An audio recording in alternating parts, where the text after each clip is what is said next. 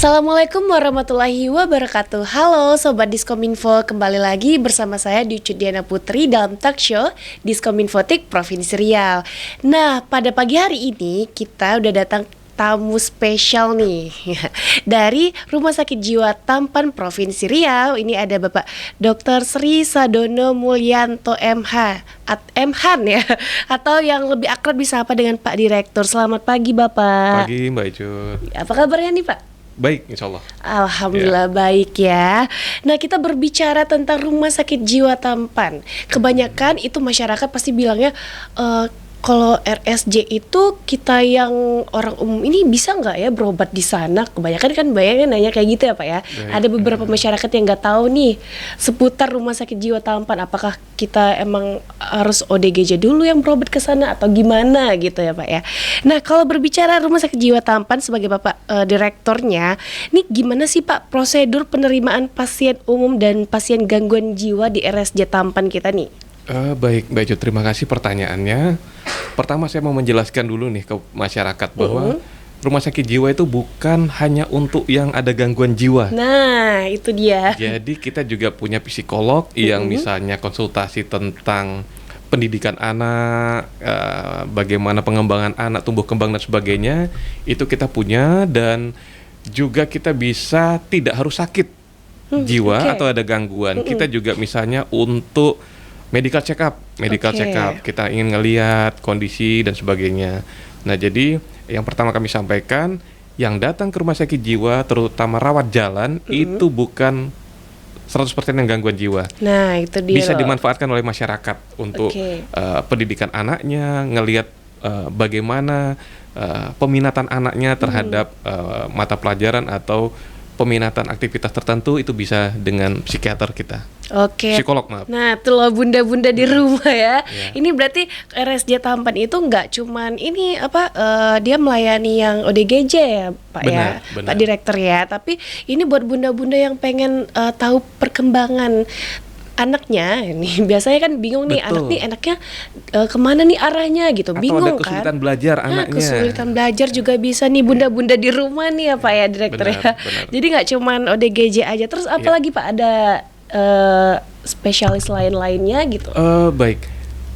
Untuk penunjang layanan jiwa kita punya spesialis pendukung lainnya, misalnya penyakit dalam, dokter saraf, dokter kulit, gigi dan sebagainya. Lengkap berarti ya Pak? Iya, lengkap. Karena untuk diketahui bahwa ODGJ itu manusia biasa. Iya. Dia punya penyakit penyerta lain. Jadi dia seperti rumah sakit yang lain, memang datangnya penyakit ini ada penyakit bawaan yang lainnya. Misalnya dia ada hipertensinya, ada diabetesnya, atau ada gejala stroke-nya, itu dilayani oleh dokter non jiwa yang kita alhamdulillah lengkap.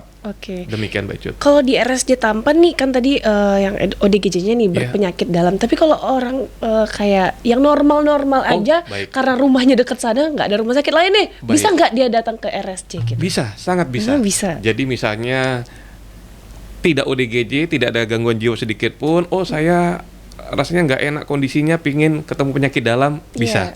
Bisa. Nah, itu tapi untuk sementara ini masih melayani pembayaran umum. Yang punya BPJS sedang kita proses bagaimana supaya pasien BPJS bisa memanfaatkan layanan non jiwa tadi, di cover oleh BPJS. Itu sedang proses kita. Berarti sebutannya non jiwa ya? Non jiwa. Itu sebutannya tadi yang normal. Kalau penyakit itu jiwa dan non jiwa. Jiwa dan non jiwa. Berarti Sobat Kominfo yang non jiwa bisa nih datang ke RSJ. Kali aja rumahnya di sekitar daerah sana ya Pak. Dokter giginya juga lengkap. Dokter gigi ada. Wah, ini lengkap nih. Ini katanya BPJS bentar lagi bakal kerjasama juga nih sama RSJ ya, didoain ya. Yang non jiwa tadi. Untuk yang pelayanan non jiwa. Nah, pelayanan unggulan yang ditawarkan oleh RSJ Tampan untuk masyarakat saat ini apa nih? Kita selain layanan jiwa, kita punya rehabilitasi nabza, kita punya pelayanan rehabilitasi psikososial. Artinya kalau nabza ini jelas ya, yang datang itu yang memang ada korban ketergantungan obat, itu di tempat kita ada rawat inapnya, umumnya 3 bulan perawatan, itu bisa datang sendiri, keluarga datang sendiri, atau ada yang diantar oleh BNN. Jadi itu unggulan kita pertama nabza. Yang kedua kita Nabza. punya rehabilitasi psikososial. Artinya ODGJ itu yang gangguan jiwa sebenarnya biasanya setelah selesai perawatan dia ada sedikit disable atau cacat lah misalnya. cacat, Contoh, oke.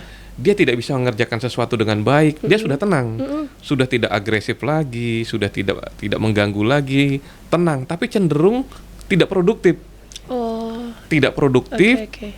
tidak bisa mengerjakan sesuatu dengan baik. Itu yang direhabilitasi psikososial supaya dia lebih mandiri. Oke, Nah, oke. itu kita punya rehabilitasi psikososial, baik yang untuk rawat inap atau yang rawat jalan. Oh, ada rawat jalan juga. Rawat jalan Oke. namanya daycare, Mbak Icut. Daycare. Daycare. Jadi pasien yang sudah pulang, tapi dia belum mandiri, itu masih bisa datang untuk dilatih lagi. Masuk pagi, nanti sore pulang. Pulang. Iya, Oke. seperti itu. Itu program unggulannya ya? Iya. Layanan Salah satu unggulan. layanan unggulan. Berarti ada rehabilitasi nih di Iya. Provinsi Riau. Iya. Sempat dulu pernah katanya Provinsi Riau belum punya rehabilitasi apalagi untuk nabza ya Pak Iya. ya. Nah sekarang RSJ Tampan sudah ada nih, jangan khawatir. Sudah. Jangan takut loh sama Iya. mereka-mereka yang mengidap apa sih Pak yang Korban konsumsi mungkin. iya korban. Jangan Lebih pada takut. korban mereka. Iya. Jangan takut ya. Langsung aja datang ke RSJ Tampan ya Pak ya. Nggak Iya. perlu ribet-ribet lagi. benar. Oke, nah katanya RSJ Tampan punya terapi khusus nih atau intervensi tertentu yang diberikan guna mendukung pemulihan pasien. Benar nggak tuh Pak? Direktur? Pemulihan pasien nabza atau yang jiwa? Kayaknya semuanya deh. Semuanya baik. Kalau yang untuk nabza, selain proses 3 bulan itu didetoksifikasi misalnya sehingga tingkat kecanduannya diperbaiki, dikurangi lama-lama, dan ada terapi untuk rehabilitasi. Contohnya mereka punya kelas vokasi di dalam, baik itu kegiatan agama, kegiatan berkebun di dalam, Oke. Kesenian ya? Iya, jadi komunitas. Jadi mereka punya aktivitas itu yang kelas komunitas itu yang dapat membantu mereka. Selain perbaikan dari medisnya juga ada dengan sosialisasi dengan antar mereka dan berbagi pengalaman. Dan di dalam itu ada dokter jiwanya, penanggung jawabnya, dokter jiwa. ada psikolognya, Oke. ada konselornya, ada perawatnya. Jadi semuanya terjaga, tiap hari juga diperiksa kesehatannya. Jadi selama 3 bulan itu pemantauannya ketat dan ada jadwal tertentu keluarga bisa mengunjungi. Oke. Jadi Oh berarti tidak. diinepin di sana. Iya, Oh, dia ada daycare, inap. ada ini ya. Iya. Oke. Nah, itu untuk rawat jiwa tadi. Maaf, nabza. Kalau untuk rawat jiwa seperti tadi, selain ada layanan terapi pemulihan sembuhnya gangguan jiwanya, kemudian masuk lagi ke yang sudah bisa direhabilitasi psikososialnya tadi. Oke. Nah, itu ada kelas vokasi lagi. Nah, misalnya boga, menjahit dan sebagainya. Nah, sekarang yang sedang kita galakkan ini sekarang adalah mengembalikan ODGJ itu pulang tapi punya kemandirian. Oke. Kenapa? Hasil. Boleh lanjut ini? Ya nggak apa-apa. Baik. Lanjut aja. Oke. Kenapa? ODGJ itu biasanya kalau setelah pulang itu menjadi beban keluarga. Iya benar-benar benar. Dia sudah tenang di rumah sakit, sudah tenang, sudah tidak ini, dah boleh rawat jalan pulang. Di rumah dia tenang, diam, tapi cenderung tidak produktif. Dia bingung gitu. Iya. Iya. Satu, dia tidak produktif, jadi beban. Satu lagi, stigma masyarakat dan Terhadap selalu menjelek-jelekkan mereka, balik mengejek lagi mereka. ntar ya. Makanya mereka selalu bilang di rumah sakit jiwa mereka nyaman. Kenapa? Lingkungannya itu dokter, perawat, tenaga kesehatan, mahasiswa yang belajar atau rekan-rekan, dia tidak pernah mengejek di dalam. Oke, support ya. Support. Itu yang Begitu paling dia dibutuhkan. keluar terbalik 180 derajat. Orang jangan dekat-dekat dia. Iya. Dia baru keluar, dia ini Iya, semua iya. mengejek. Iya. Itu dari lingkungan, dari keluarga kadang 1-2 hari mungkin masih diterima. Lama-lama ini kerjanya makan tidur Jadi nggak ada apalagi guna ya. umumnya yang Oke, masih oke. tinggal dengan abangnya, adiknya itu. Tapi kalau yang dengan orang tuanya mungkin orang tua lebih memaklumi ya. Iya. Tapi kalau udah dengan keluarga yang lain, nah kekerasan verbal, perkataan tidak baik itu jadi pemicu lagi sehingga masuk lagi. Itu namanya relapse. Oke, iya. Rata-rata pasien itu selalu relapse, balik lagi. Oh gitu. Jadi kita berulang terus perawatannya. bagaimana supaya menyetop ini tidak balik lagi? Dia keluar harus mandiri, minimal punya keterampilan sederhana yang bisa jadi pegangan untuk pekerjaannya dan punya harga diri dia. Ya, berarti dia berkegiatan terus ya Harus Pak ya? harus berkegiatan, harus ada kesibukan Iya. supaya ODGJ ini sudah keluar, dia kerja ini kok. Masyarakat pelan-pelan tidak nganggap dia beban. Iya, berarti dia udah mulai normal nih, bisa diterima. Nah, jadi kami sekarang yang kami galakkan, Mbak Icut, kita buat kegiatan rehabilitasi untuk mereka, bekal mereka, kegiatan yang murah, sederhana, tidak teknologi tinggi, dan ada pasarnya di luar. Wah, kerajinan tuh biasanya. Nah, kalau hanya kerajinan sederhana aja, apakah itu bisa untuk hidup di luar? Kan belum tentu. Iya. Orang sekarang malah beli produk Cina murah tapi udah bagus-bagus. Iya, benar. Kita buat ini belum tentu ada yang beli. Iya, nah, makanya kami sekarang ngelihat apa yang pasar ini. Contoh, ada yang buat menjahit, tapi memang yang sedang diminati pasar, itu sudah kita buat. Terus teman-teman ada kerajinan, keterampilan membuat telur asin, terus ada berkebun dan sebagainya. Nah, kemarin sebelumnya semua kegiatan itu sepotong-sepotong mereka ngerjakan. Contoh, mereka buat telur asin, tapi sebatas membuat. Tidak pernah tahu telur asin itu mentah sampai jadi duit. Gitu. Sehingga kalau dia keluar nanti terputus. Bingung ya? Tapi, makanya sekarang kalau ngeliat ke RSJ sekarang itu sedang kita bangun outlet pemasaran. Harapannya apa? ODGJ nanti si A, si B, si C ini punya spesialisasi. Minatnya kemana? Ini jahit, bisa jahit. Setelah jadi jahitannya kita letak di tempat outlet pemasaran kita. Dia ikut menjual. Dia ikut juga. Dia ikut di situ, minimal tahu harga, ada transaksinya dia ikut. Harapannya apa? Begitu di luar dia sudah bisa. Iya benar. Dari awal sampai akhir dia bisa. Tapi kalau yang jahit aja chef itu nggak tahu apa-apa dia perlu orang lagi. Nah, apa guna saya menjahit ini betul, gitu. itu juga untuk telur asin. Dari dia telur mentah, membuat ini sampai ngerebus, sampai dijual. Sehingga interaksi dia dengan orang luar di outlet kami tadi, itu yang menjadi transisi perantara dia berhubungan dengan orang luar pelan-pelan. Berarti ini RSJ punya PR untuk berkomunikasi dengan masyarakat dong. Benar. Ya? Benar. Jadi kalau ODGJ itu begitu keluar, selama ini dia tidak ada komunikasi, sampai di luar dia kaget. Iya. Tapi kalau pelan-pelan dia ikut nanti di outlet penjualan tadi, ini berapa? Ini sekian, diajarkan. Dia tahu orang baru. Nggak kaget nanti begitu dia keluar. Iya. Nah, tapi kalau dia masih di ruang rawat inap, di ruang ini atau keluar, kaget. Nah. Itu keterampilannya satu, Mbak Icut. Satu lagi yang sederhana apa? Cucian motor.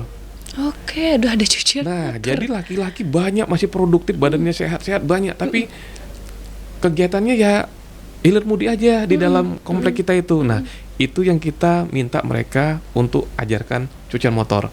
Harapannya apa? Sampai di rumah nanti punya lahan, apakah 2x2, cukup pakai selang, ada dinamo yang kecil yang masih 200-an ribu itu. Nah, itu bisa dia untuk usaha itu. Nah, dapat satu motor 15.000, 2 motor aja sehari, dia ada kesibukan, dia harga diri, punya harga diri, percaya diri, dia tidak jadi beban, dan masyarakat ngelihatnya, si Ani ada produktifnya, ada kerjanya. Stigmanya lama-lama membaik lah, daripada sekarang datang diem ini malah takut orang. Gitu Mbak Icut. Berarti ini masyarakat yang ada di rumah nih Sobat Kominfo ya, jangan ini underestimate dulu nih sama teman-teman yang lagi direhab sama ini RSJ Tampan nih. Karena mereka walaupun gitu mereka masih manusia biasa. Masih harus kita terima. Dan banyak yang kondisinya membaik bagus banyak. Banyak loh. Ini kita boleh tahu nggak dokter, berapa sih pasien yang ODGJ yang ada di kita saat ini? Kalau sekarang sekitar 270-an mungkin. Berarti banyak juga ya. Itu sudah banyak yang pulang. Kemarin sampai yang pulang. 330, 340. Nah, kemarin juga kami kegiatannya, bahasa kami pemulangan itu mengantarkan kembali ke keluarga. Nah, jadi memang ODGJ ini Mbak Icut, yang diantar ke kita mayoritas tidak punya identitas.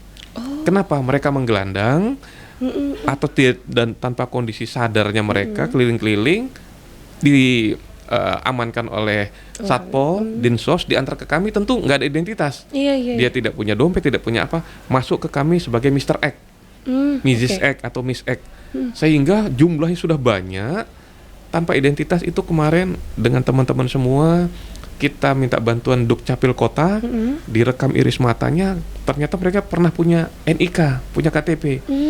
Dasar itulah KTP-nya kami cetak, bantuan Dukcapil Kota Pekanbaru, dapat KTP-nya, disitulah kita mengantarkan ke kabupaten kota provinsinya saat kondisinya sudah baik dan tinggal untuk rawat jalan. Seperti itu. Oke, masih bisa dikembalikan dengan keluarga. Iya, Bagaimana kalau yang nggak ada keluarga nih, Dok? Kalau yang tidak ada keluarga, memang masih jadi tanggung jawab dinas sosial. Dinas sosial punya panti laras itu di Rumbai. Itu memang kapasitasnya sekarang masih terbatas, tapi kami support dengan dinas sosial. Mereka menambah lagi tingkat huniannya sehingga pasien kami yang sudah tidak indikasi rawat inap. Karena kenapa? Di tempat kami, kalau dia sudah tidak indikasi rawat inap, dia mengambil tempat untuk yang perlu. Artinya dia sekarang hanya untuk makan tidur dan minum obat saja, tidak harus di rumah sakit. Tempat tidurnya itu diperlukan oleh yang ODGJ baru yang masih perlu perawatan gitu loh. Sehingga kami tidak bisa menolak pasien yang perlu perawatan, malah nanti bisa tidurnya di tempat tidur yang di bawah seperti itu. Nah, harapannya pasien yang sudah kondisinya membaik, kami hantarkan, fasilitas kita dimanfaatkan untuk pasien yang memang butuh. Oh, seperti itu. Oke, Pak Direktur, kalau boleh nanya nih, ini pasti silakan. banyak banget pertanyaan dari masyarakat. Misalnya ada keluarga yang sedang butuh banget nih untuk dilayani oleh RSJ, itu tuh gimana? Apakah mereka bayarkah atau bagaimana sistem pembayarannya gitu? Oh, baik. Pintu masuk pasien itu ada 2, poliklinik dan IGD. Oke. Kalau pasien lagi gaduh gelisah, dia lagi mengganggu, umumnya itu pasti diantar ke IGD. Saat diantar IGD, kita memang perlu identitas. Oke. Baik itu KTP atau kalau yang sudah punya kartu, KIS atau JKN dan sebagainya. Kalau yang sekarang kan kami sangat diuntungkan dan berterima kasih dengan Pemprov ini udah ada UHC. Riau sudah ada UHC. Artinya pasien yang ber-KTP itu biasanya kami datakan sudah langsung ditanggung oleh BPJS. Karena dia UHC tadi. Memang ada, kami dengar ada 1-2 kabupaten yang belum. Harapan kami juga segera sehingga tidak merepotkan kami kalau ada yang masuk nanti dengan modal KTP tadi dia sudah tercover pembiayaan. Begitu. Ini mau direhab nih keluarga saya, Pak, habis narkoba atau apa segala macam gitu kan. Berarti bisa langsung ke RSJ dengan cara ada tadi ya dengan BPJS bisa, UKC bisa. Oke, luar biasa sekali. Nah, gimana nih Pak sistem manajemen dan monitoring keamanan pasien agar mendapatkan pelayanan yang optimal di RSJ? Baik. Pertama, tiap ruang rawat inap itu punya organisasi sendiri, ada kepala ruangan dan sebagainya. Itu kepala ruangan yang mengontrol anggotanya dan pasiennya. Jam berapa pasien itu dibolehkan keluar untuk sosialisasi. Keluar ruangan tapi masih dalam pagar kita ya, Mbak ya. Nah, jadi itu sosialisasinya ke masyarakat tidak keluar dan ke mall, ke pasar, tidak. Jadi dia keluar itu di luar ruang rawat inap, misalnya dia ke taman, ke ini, tapi tetap di dalam pagar besar kita. Nah, itu bisa dipantau, nanti jam tertentu sudah harus balik lagi. Dan rata-rata yang dibolehkan keluar itu yang sudah kooperatif, yang sudah mengerti, sehingga itu bentuk sosialisasi dia. Kalau dia selalu di dalam, malah terkukung, malah tidak baik. Nah, itu pertama bentuk pengamanannya. Yang kedua, kita punya security juga, punya security itu juga memantau. Selain kami baru-baru ini juga memperbaiki kondisi pagar-pagar kita supaya lebih safety lagi pasien yang di dalam. Begitu, Mbak. Oh, begitu. Nah, untuk program edukasi dan sosialisasi kesehatan mental nih, gimana dengan RSJ Tampan? Apakah ada nih untuk meningkatkan pemahaman masyarakat tentang kesehatan jiwa nih, Pak Direktur? Oh, baik. Pertama, sosialisasi kita ada dalam gedung dan luar gedung. Nah, kalau dalam gedung itu umumnya yang datang nanti anak sekolah. Mereka dengan kurikulum merdekanya, ada mata pelajaran tertentu, itu sangat rutin. Kota Dumai itu dari SMA 1, Binsus dan sebagainya itu datang. Bahkan dari yang Lubuk Gaung namanya, itu di Dumai itu kecamatan yang paling jauh, itu datang sekitar 200 siswa. Nah, itu naik bus, itu datang, itu kita berikan penjelasan tentang jiwa, tentang narkoba oleh dokter spesialisnya, kemudian yang SMA rutin datang. Nah, itu yang dalam gedung. Yang luar gedung, misalnya narasumber, kita diminta sebagai narasumber, diminta untuk sosialisasi dan sebagainya. Itu memang di bawah PKRS juga ada. Untuk tahun lalu kita terkait anggarannya masih mensupport, itu kita ke kabupaten kota. Oh, keliling berarti Iya. 12 kabupaten kota. Iya, Itu merangkap ke kecamatan Benar. atau RT RW gitu. Kita di wilayah kecamatan, jadi ke Kecamatan aja, puskesmas. oke. Di situ ada puskesmasnya, kita koordinasi dulu. Kepala puskesmasnya menyiapkan, mengundang warganya. Dokter kita nanti menjadi penjelasan dan memeriksa kondisi mereka yang istilahnya, nanti kami datang tanggal sekian. Mereka udah nyiapkan tuh, mana warga yang ada gangguan, mana warganya yang ini. Selain ada sosialisasi juga pengobatan. Pengobatan. Iya. Oke, karena sosialisasi itu sangat memudahkan juga ya. Karena Iya. kalau zaman saya sekolah kayaknya nggak ada nih Pak Direktur.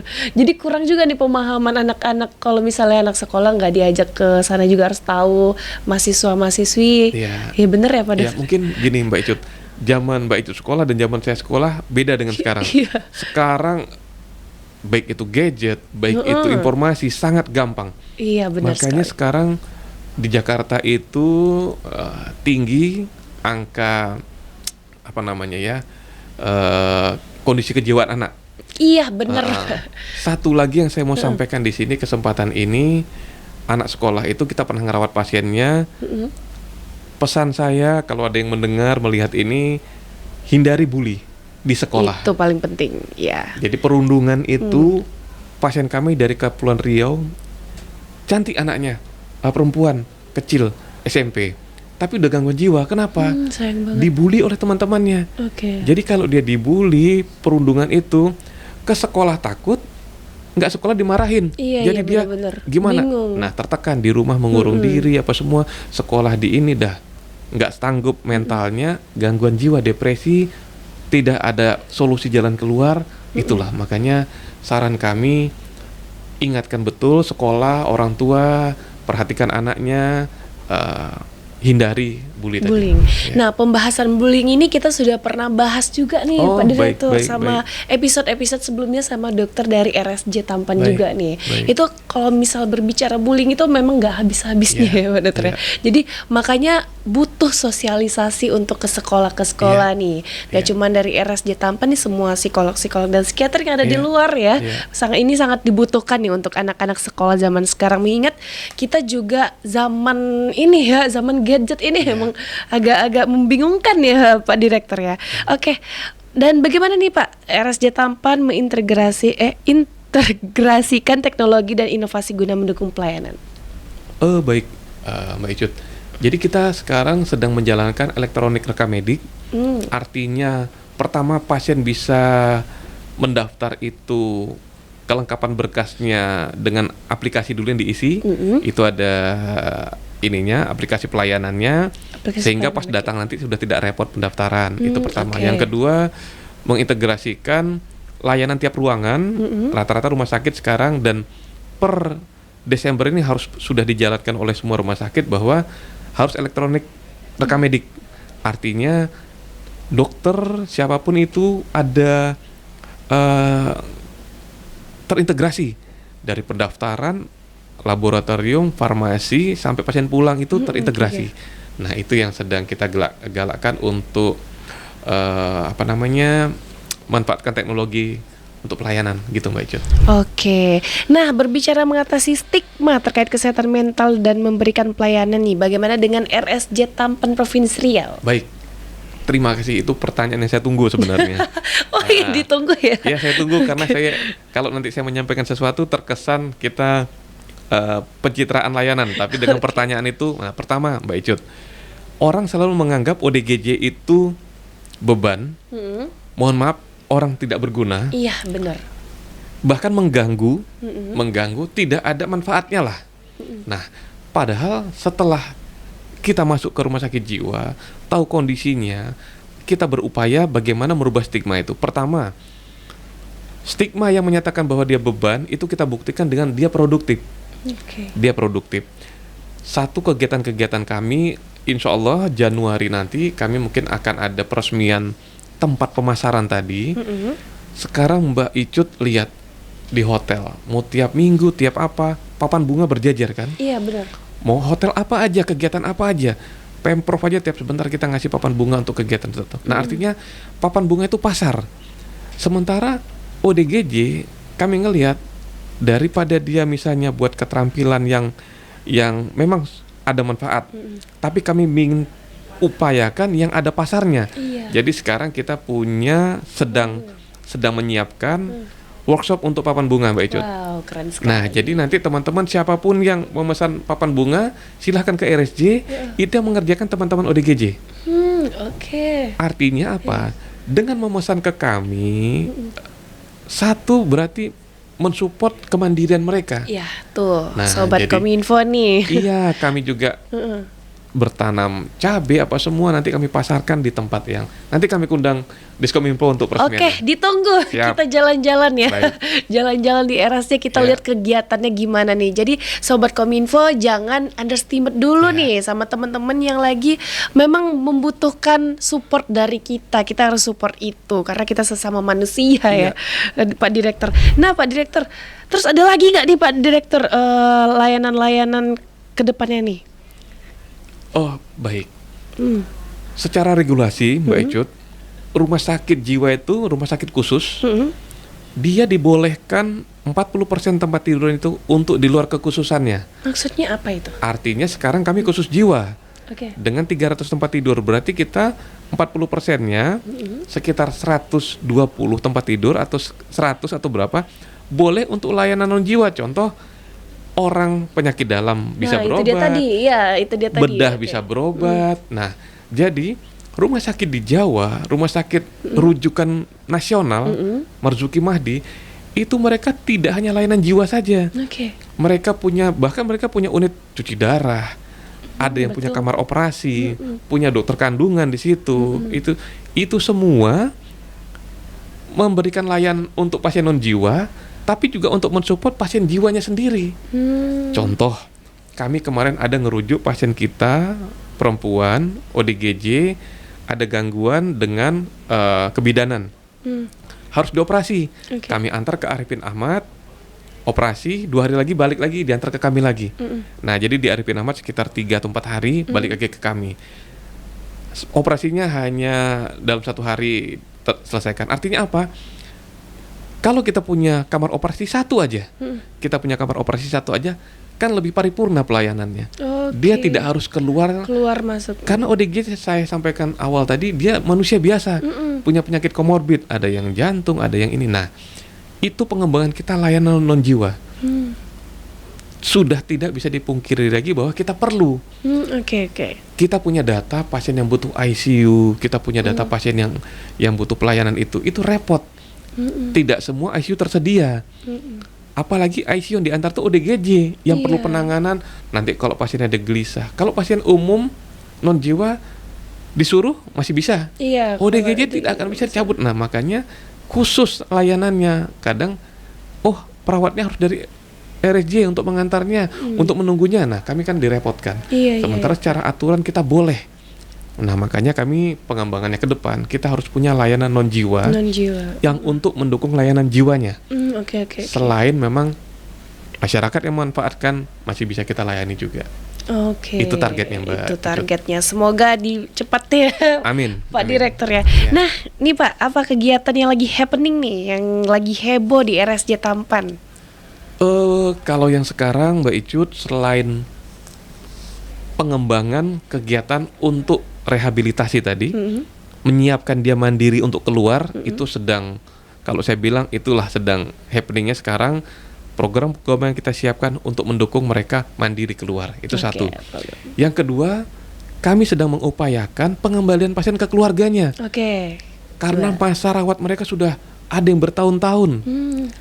Tidak bermanfaat untuk mereka, karena mereka sebaiknya memang di lingkungan keluarga gitu, Mbak Icut. Nah, karena ada keluarga yang, mohon maaf, masih ada keluarga sekarang yang menolak. Iya. Dikembalikan keluarganya menolak. Kenapa? Merasa terbebani. Jadi kuncinya tadi ODGJ yang menjadi beban itu salah satu penolakan masyarakat keluarganya itu tadi, merasa dibebani. Makanya kita harus menyiapkan mempersiapkan ODGJ keluar nih punya kemandirian minimal untuk dirinya sendiri. Oke. Supaya jangan dia jadi beban. jadi beban. Oke. Nah, oke. Tambahan Berarti 2 1. ya. Oke, 3. Itu yang membuat kami punya branding sekarang. Oke. Branding untuk direhabilitasi psikososial, branding kami Putri. Putri, apa tuh? Pulih, terampil, mandiri. Oke, Putri. Nama saya dong. Oh. Pulih terampil mandiri. Oh iya ya. Bukan Mbak Icut ya. Oh, Putri namanya Putri. ya. Oh, baik. Oke, di akhir nih, di akhir, Pak ya. Direktur. Oke, Pak Direktur, karena waktu kita terbatas nih, kita Baik. bakal obrol-obrol lagi. Katanya mau diundang nih Kominfo, Insya main Allah. ke RSJ Tampan. Ditunggu ya, Resmian. Pak Direktur. Ya, resmian nanti kami undang. Nah, terakhir nih, Pak, apa nih visi dan misi jangka panjang dari RSJ Tampan bagi masyarakat Riau ke depannya? Baik, pertama kita dapat memberikan pelayanan kesehatan jiwa yang paripurna. Tidak setengah-setengah. Artinya orang jiwa datang ke kita kelas A. Kelas A rasanya tidak pas, begitu penyakit ini kita rujuk ke sana, penyakit kita rujuk. Makanya kita paripurna. Apa yang dibutuhkan oleh ODGJ kita siapkan, baik itu penyakit fisiknya maupun penyakit jiwanya nanti. Sehingga secara regulasi aturan pelayanan non jiwa itu boleh, itu kita manfaatkan untuk meningkatkan layanan paripurna. Itu yang pertama, Mbak Icut. Kami akan menjadikan pelayanan paripurna. Yang kedua, misi kita adalah menyiapkan ODGJ itu mandiri, sehingga diterima keluarga, diterima oleh masyarakat, dan produktif di luar, sehingga dia tidak balik lagi. Cukup 2 itu rasanya target kami, kalau tercapai sudah luar biasa. Wah, luar biasa sekali nih Pak Direktur. Terakhir nih Pak Direktur, ada lagi. Masih ada terakhirnya ya. Monggo, silakan. Nih, Bapak bisa sampaikan pesan untuk Sobat Kominfo dan kesan untuk Diskominfo di Provinsi Riau. Baik, terima kasih. Diskominfo ini sangat sangat membantu kami dalam mensosialisasikan, kemudian menginspirasi, karena kami tahu tentang podcast ini, ada sarana kita untuk menyampaikan sesuatu dan komunikatif. Artinya saya sampaikan apresiasi dan salut untuk Diskominfo. Terima kasih. Oke, pesan untuk masyarakat ini, Pak Untuk Direktur. masyarakat, pertama, jangan stigma negatif dengan ODGJ. Mereka manusia biasa, beri kesempatan mereka sehingga mereka dapat kembali ke masyarakat dengan baik. Oke, luar biasa sekali nih obrolan kita ya di talk show kali ini bersama RSJ Tampan Provinsi Riau. Langsung nih Bapak Direkturnya Bapak Sri Sadono Mulyanto. Dan buat Sobat Kominfo, ingat jangan stigma negatif. Benar. Ayo support, karena buka mata, buka hati, karena ODGJ juga manusia biasa sama seperti kita. Nah, itu dia tadi talk show kita bareng Bapak Sri Sadono Mulyanto. Dan Sobat Kominfo, jangan lupa terus saksikan talk show kita di YouTube channel Diskominfotik Provinsi Riau. Saya Dwi Diana Putri dan tim yang bertugas mohon undur diri. Wassalamualaikum warahmatullahi wabarakatuh. Sampai jumpa.